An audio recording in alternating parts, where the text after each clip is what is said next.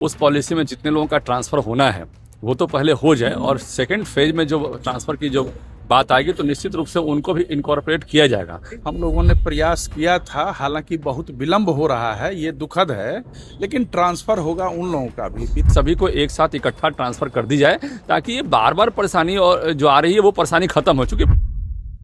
क्या शिक्षकों के ट्रांसफर पोस्टिंग में फिर से पेच फंस गया है?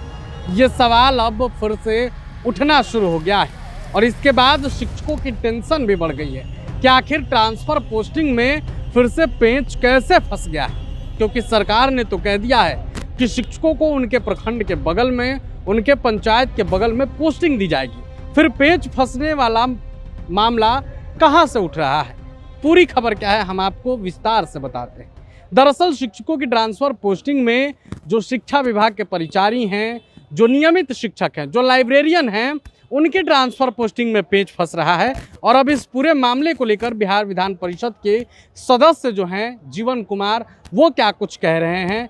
बिहार विधान परिषद हैं संजीव कुमार, वो क्या कुछ कह रहे हैं, आप दोनों लोगों को सुनिए। देखिए, ऐसा है कि जिन लोगों के लिए पॉलिसी बना है और जिन लोगों के लिए पॉलिसी नहीं बना है, हम तो ये आपके माध्यम से कहेंगे कि जिन लोगों के लिए पॉलिसी अभी नहीं बना है वो संतुष्टि रखें अपने मन में।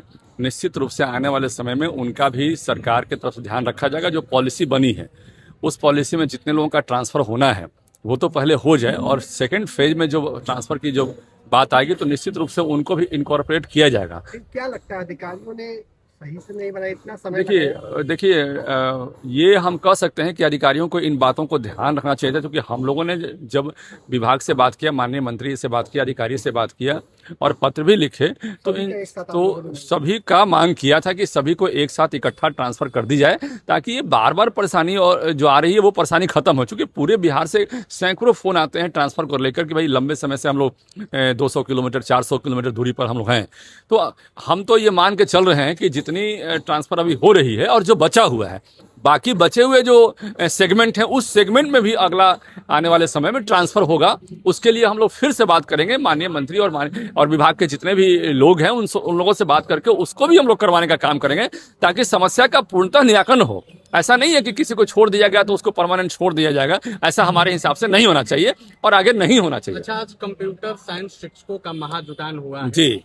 10 साल बाद भी कंप्यूटर शिक्षक जो है, साइंस शिक्षक हैं, इनको इनसे काम नहीं लिया जा रहा है, इनको काम दिया जा रहा है। देखिए कॉमन परसेप्शन जो बना दिया गया था इन लोगों के प्रति, ये कंप्यूटर शिक्षक का मतलब होता है टाइपिस्ट वाले और डाटा एंट्री वाले होते हैं, लेकिन ये परसेप्शन अब बदलना होगा और हम लोग मिलकर इस परसेप्शन को बदलेंगे। एक एमसीए किया हुआ व्यक्ति जो है पहले ग्रेजुएशन करता है, तब मास्टर ऑफ कंप्यूटर एप्लीकेशन करता है।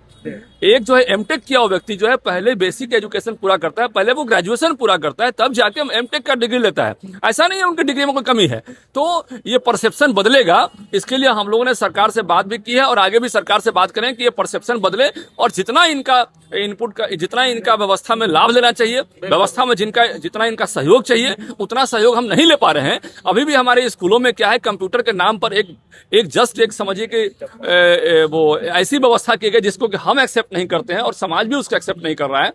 और आने वाला जो समय है हमारा एआई का है, आप एआई से बोलेगा एक एप्लीकेशन लिखो, हमारे घर में झगड़ा हो गया तो पूरा का पूरा एप्लीकेशन वो लिख के ऐसा देगा जैसे कि वो आप बैठ के डिक्टेट करवा रहे हो। जमाना एआई का है, हम लोग बहुत आगे बढ़ चुके हैं और हमारे प्रधानमंत्री माननीय आदरणीय मोदी जी जो है वो डिजिटल इंडिया को प्रमोट लगातार करते रहते हैं। तो ऐसे समय में हम कंप्यूटर एजुकेशन को निश्चित रूप से मुख्य धारा से जोड़कर आगे बढ़ाने का काम करेंगे। मंत्री जी से आप बात करेंगे इनके लिए? निश्चित रूप से हम माननीय मंत्री और माननीय मुख्यमंत्री से दोनों से बात करेंगे कि कंप्यूटर एजुकेशन को मुख्य धारा से जोड़कर इसको हम लोग जो है व्यवस्था में सहयोग के रूप में लें और इनको भी उन्हीं शिक्षकों की तरह लें जैसे अन्य शिक्षक हमारे यहाँ हैं और हमारे यहाँ जैसे अन्य प्रधानाध्यापक हैं, शिक्षक हैं, उन लोगों की तरह इनको भी ट्रीट किया जाए।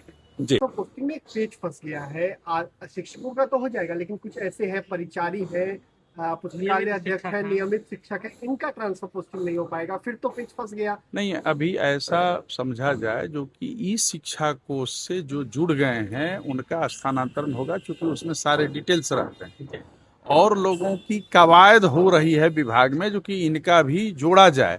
मूल संचिका में उन लोगों का भी बढ़ा था, हम लोगों ने प्रयास किया था, हालांकि बहुत विलंब हो रहा है, ये दुखद है, लेकिन ट्रांसफर होगा उन लोगों का भी। विद्यालय में जितने भी हैं उनका स्थानांतरण होना है, चाहे किसी भी पद पर कार्यरत है।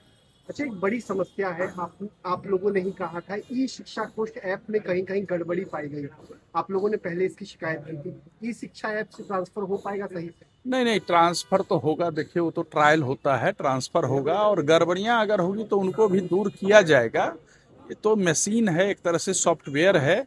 अगर ऐसा कुछ भी होगा तो उन गड़बड़ी को विभाग को दूर करना है, क्योंकि सॉफ्टवेयर बनाने में कहीं कहीं ये खामियां भी आती हैं। तो आपने बिहार विधान परिषद के सदस्य जीवन कुमार को भी सुना, जो कि बीजेपी से है। वहीं दूसरी तरफ संजीव कुमार, जो कि विपक्ष में है, उनको भी सुना। किस तरीके से पेच फंसने वाले सवाल पर उन्होंने स्पष्ट जवाब दिया है। और भी कई मुद्दों पर हमने बातचीत की है, जीवन कुमार ने जवाब दिया है। इस बातचीत पर आपकी क्या राय है, अपनी राय कमेंट बॉक्स में रखें। वीडियो देखने के लिए आपका धन्यवाद। प्रभातखबर.com, विश्वास वही, रफ्तार नहीं।